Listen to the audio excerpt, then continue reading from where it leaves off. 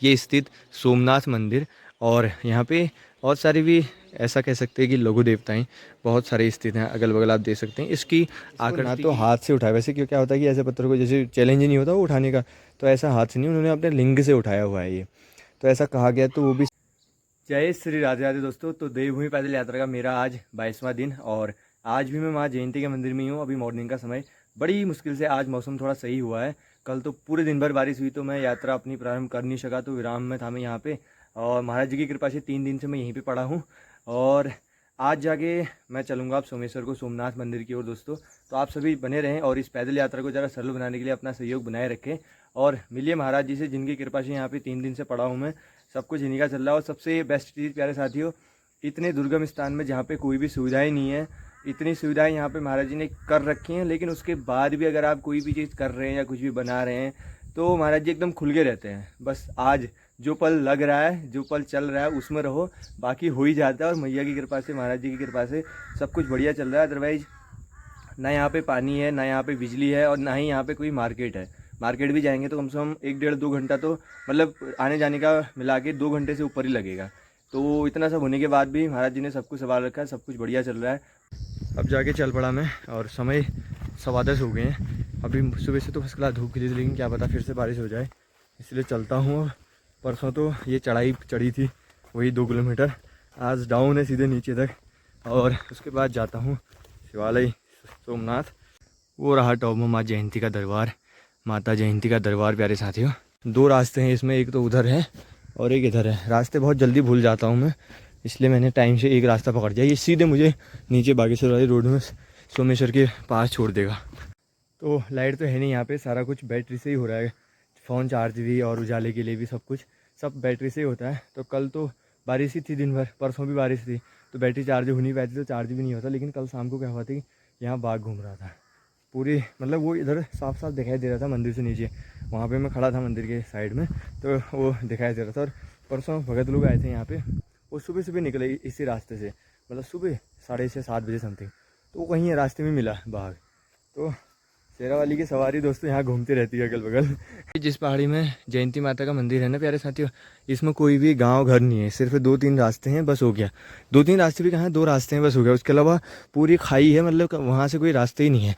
फिर नीचे वही सोमेश्वर के लगभग जो तराई वाला क्षेत्र आता है, उसी के आसपास, जैसे इधर को हो गया, उधर को हो गया, गाँव पड़ते हैं, बस हो गया।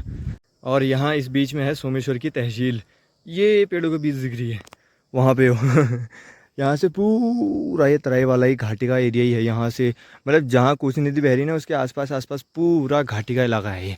और ये रास्ता तो क्या ही बताऊँ मैं, मतलब हर कदम देख देख के चलना पड़ता है। अगर थोड़ा सा खिसका तो सीधे हम पहुँच जाएंगे सोमेश्वर घाटी। देखो यहाँ से सीधे खाई है, जैसे मैं परसों ब्लॉग में बता रहा था, और यहाँ से भी नीचे को खाई है यह। तो आज एकदम तड़के सुबह सुबह सुबह उठते ही धूप खिल गई थी। कल रात भी कोई बारिश वारिश नहीं थी, बढ़िया मौसम था।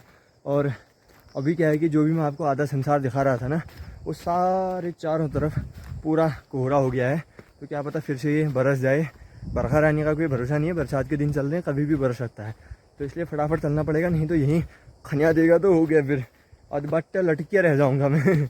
और जयंती माता मंदिर जैतकोट गाँव में स्थित है प्यारे साथियों। और जैतकोट कुछ ऐसा भी कहा जाता है कि दंत कथा है, कुछ ऐसा भी कहा जाता है कि जैतकोट मतलब कि जैसे कि यहाँ पे उस अंग्रेज़ों के ज़माने में एक मतलब कोर्ट टाइप का हुआ करता था, यहाँ पे वो न्याय करते थे। क्योंकि ये एक ऐसी जगह है जहाँ से पूरा वही है ना, आधा संसार दिख रहा है, तो एक मतलब टॉप की जगह है। तो यहाँ से इधर उधर देखना, अगर क्योंकि यहाँ पे कुछ मंदिर निर्माण के दौरान महाराज जी को कुछ ऐसी चीज़ें मिली जो मतलब यहाँ की थी नहीं। तो जैसे कि बहुत सारी शिल्पकलाएँ भी मिली जो यहाँ का जो पत्थर ही नहीं था। अब जाके लगभग मैं पहुँच चुका हूँ सोमेश्वर घाटी के पास, थोड़ा सा और बचा है ये रेड तक। ओहो, लगभग आधा घंटा लग गया मुझे, कभी रास्ते भी भूल जाता हूँ मैं। यहाँ आते आते गर्मी जैसी महसूस हो रही है, ऊपर एकदम ठंड हो रखा है। खैर नीचे को आने में गर्मी भी हो गई है। ये रहा प्रवेश द्वार माता जयंती की ओर जाने वाला। यहाँ भी मुझे गाय बकरियाँ बैल भैंस नहीं सिर्फ गाय है, मारने वाली होंगी तो हो गया। और रोड में पहुँचते ही बारिश शुरू हो गई है। खैर अब तो पहुँच ही गया हूँ मैं। झिम झिम झिम झिम, ये रही विशाल कोसी नदी और उधर बसा हुआ सोमेश्वर घाटी। और अभी तो इसमें सही हो गया है, कल तक इसमें क्या कहते हैं मटमैला पानी आ रहा था और हल्की हल्की बारिश की बूंदें आ गई, और ऊपर पहाड़ियों में बारिश हो रही है। अभी चल गई हवा, ठंडी ठंडी कूल कूल, ठंडा ठंडा कूल कूल। देखो यहाँ से आती है, ये पुल है सोमेश्वर का, इसका नाम पता नहीं क्या है। एक आगे पुल था, वो क्या था, साई पुल करके।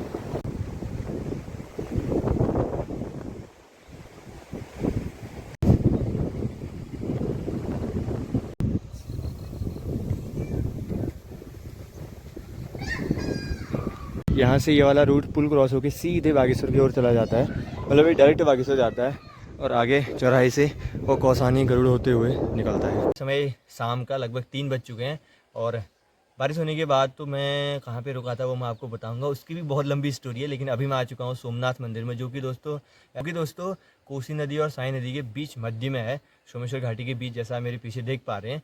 बहुत प्राचीन मंदिर दोस्तों, बहुत प्राचीन है। और कहा कुछ ऐसा जाता है कि इस मंदिर का निर्माण लगभग 12वीं ईस्वी सदी में लगभग हो चुका था। और इसके जो मंदिर के गर्भगृह में जो मुख्य रूप से वो तो शिवलिंग है, क्योंकि मंदिर शिवालय है। लेकिन उसके अलावा भी यहाँ पे बहुत सारी प्रतिमाएं स्थित हैं, जैसे कि ब्रह्मा, विष्णु और गणेश, महेश आदि। जो ये प्रतिमाएं हैं, इनको देखकर ऐसा लगता है कि ये लगभग 11वीं सदी से 15 के बीच की हैं। तो बहुत प्राचीन मंदिर है दोस्तों। उधर वो बहरी कोसी नदी पहले से आती है सीधे आगे को, और यहाँ बीच से निकलती है साई नदी। उसके बीच में ये स्थित सोमनाथ मंदिर, और यहाँ पे बहुत सारे भी ऐसा कह सकते हैं कि लघु देवताएं बहुत सारे स्थित हैं, अगल बगल आप देख सकते हैं। इसकी आकृति की बात करें तो ये जो शिल्पकला है उसकी बात करें तो जैसे जागन्नाथ मंदिर है और जो भी अन्य शिवालय जो कि प्राचीन मंदिर हैं, उन्हीं के लगभग ये इस मंदिर में भी दिखाई देता है।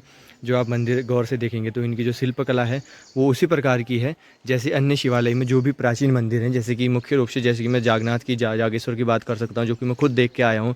जैसे कटारमल वसूरी मंदिर है, वहाँ पे भी इसी प्रकार की शिल्पकला है प्यारे साथियों। में मेरे को बारिश लग चुकी थी और मैं यहाँ पे आया, मिले हमारे हिमांशु जी से, जो कि मुझे ऐसे ही मतलब इंस्टाग्राम पे मिले थे। उसके बाद बातचीत हुई तो मैं इन्हीं के घर पे रुका था।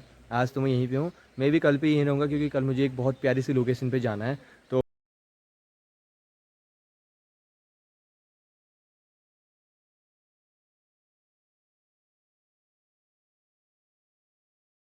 इस शिल्पकला को ज़रा गौर से देखिए प्यारे साथियों, ये उसी तरह की मिलेगी आपको जैसा मैं भी आपको बता रहा था, क्योंकि सारे प्राचीन मंदिर ही हैं। तो इन पत्थरों का डिज़ाइन और इस पर बनाई गई कला वो वही पुरानी होती है। के समीप उसी के समीप स्थित एक बहुत विशाल देवदार का पेड़, जिसको पहाड़ी यहाँ पे मतलब क्या कहते हैं, द्यारी बोट, क्या कहते हैं गौर, द्यारी बोट, द्यारी बोट। और देखिए फिर से एक शिल्पकला दिखी हमें यहाँ पे बहुत प्यारी सी।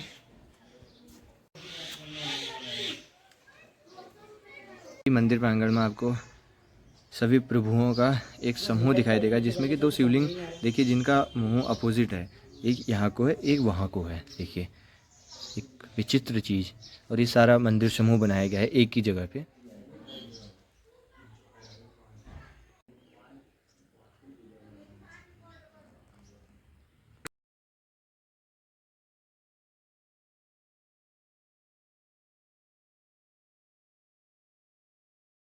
और नंदी महाराज की दोस्तों यहाँ पे अलग अलग प्रतिमाएं रखी हुई हैं। आई थिंक ये समय के साथ परिवर्तित होती है। और जो इसमें सबसे ये वाली ये आई थिंक प्राचीन होगी, जो कि पूरी पत्थर से बनी हुई है, बाकी तो संगमरमर की है ना ये।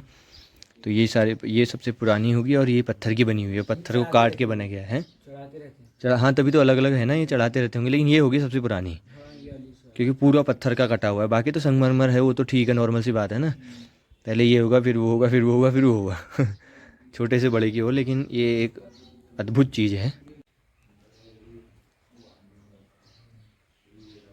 फिर से एक शिल्पकला का अद्भुत दृश्य देखिए दोस्तों, पूरा पत्थर पे कटा हुआ है, ये पूरे उस पर प्रतिमाएं बनी हुई हैं।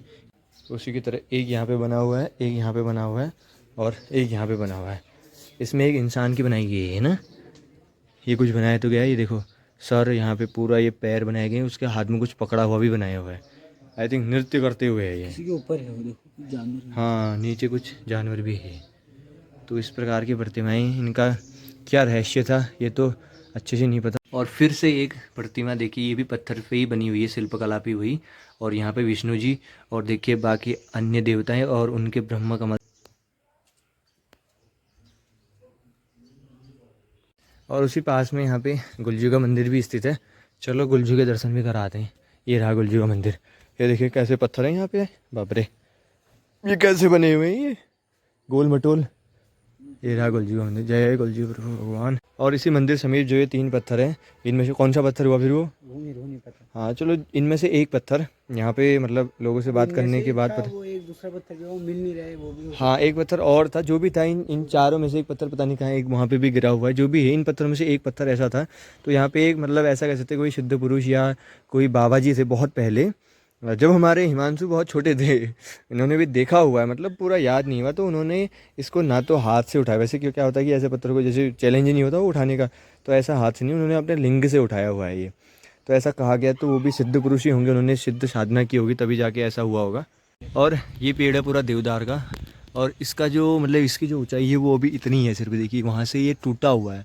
और इसके पीछे की कहानी ऐसी कि इस पे पड़ा था वज्र, जो बिजली गिरती है, तो वज्र पड़ गया इस पेड़ में, देखिए पूरा बीच से कटा हुआ है यहाँ तक, जो बिजली गिर गई इस पर। लेकिन देखिए दोस्तों, प्रभु की महिमा, इस पे बिजली गिरी लेकिन आसपास मंदिर में कुछ भी नहीं हुआ। देखो अगर हुआ होता तो कुछ भी यहाँ पे निशान होते, कुछ भी होता, मतलब खैर ये बात तो बहुत पुरानी है क्योंकि पेड़ ही इतना पुराना है, इतना मोटा हो गया तो कितने वर्षों पहले का हो गए। लेकिन अगर जब इस पेड़ पे निशान बना हुआ है तो मंदिरों में भी होना चाहिए था, लेकिन इस पे गिरी, और मंदिर वैसे के वैसे ही हैं जैसे भी बने थे पूरे, देखिए गेट वैसा का वैसा पुराना ही है, और जो मंदिर है इतने पास में वो पूरा ऐसे ही है। चले फिर से हिमू पहाड़ी को लेके नया नामकरण कर दिया। देखो धान की खेती के बीच बीच से लहर लहाते हुए, मेरे से कहा नहीं जाता यार ये, इसमें बारिश भी हुई थी अभी, देखो डन करके पानी भर रखा है पूरे धान की खेती, हाल ही में रुपाई होगी ना इसकी। हाँ फिर, और ये नाला चल रहा है देखो यहाँ से, ये चल रही है यहाँ पे, क्या बोलते हैं इसको, गूल या नदी जो भी बोल सकते हैं, वट एवर, बीच से जाना पड़ेगा हमें। कहाँ के रास्ते ला रहा है यार तू। एक नज़र हम शाम की ओर मारते हैं, देखो एकदम बादल छाए हुए हैं लेकिन मौसम बहुत प्यारा है क्योंकि बीच में सारे धान की खेती है। तू तो रोज़ का हुआ इसलिए तो फटाफट चले जा रही है, मैं तो आज ही देख रहा हूँ।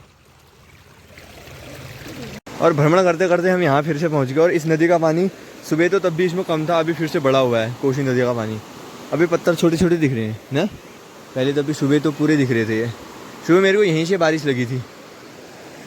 प्यारे साथियों, ये समय रात्रि का आरती का समय प्रभु के दरबार में।